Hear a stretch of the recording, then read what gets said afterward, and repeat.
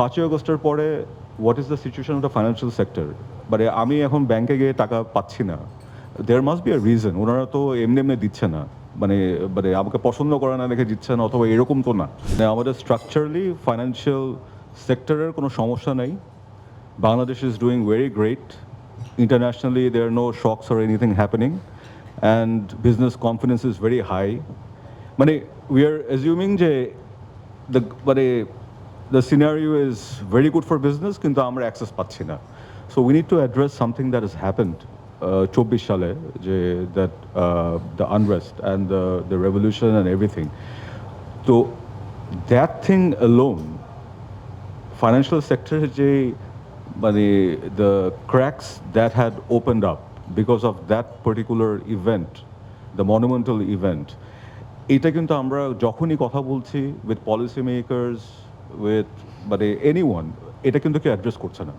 Even গভর্নমেন্টের এখন যে পলিসিগুলো সামনে আসছে এইটাও কিন্তু এটা অ্যাড্রেস করছে না।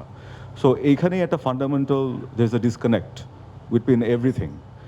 তারপরে এখানে আরও একটা জিনিস is very Paramount for the private sector, এটা হলো the judiciary it's really important.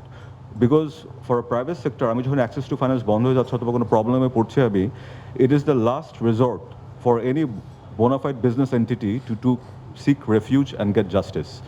So জুডিশিয়ারির যে অবস্থা এখন, ইট ইজ ভেরি উইক যে আমি ওখানে গিয়ে একটা ইয়ে পাবো। তো সব কিছু নিয়ে the entire ecosystem is in a vulnerable state.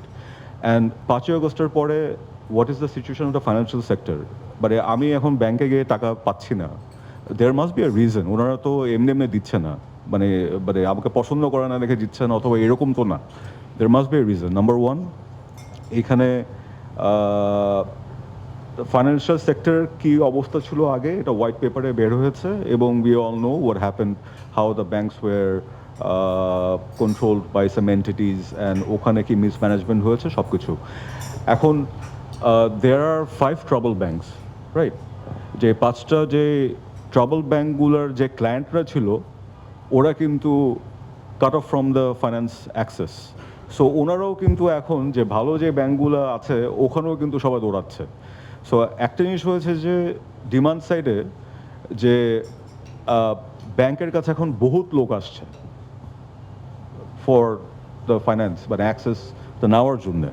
তো এখন ডেফিনেটলি একটা ব্যাংক, ভালো যে ব্যাংক, উনি তো কোলাটারাল ছাড়া he is gonna make sure that উনি যে লোনটা এখন দিবে এটা বুঝে শুনে দিবে। আমি গেলেই যে ভালো ইয়ে হবে মানে ওইভাবে দিবে না। তো যেটা আমরা ফিল করছি, একটা the first point is there is a banks has become more risk averse. এটা একটা বড় একটা বাধা হয়ে দাঁড়িয়েছে ফর একটা কন্টিনিউড বিজনেস।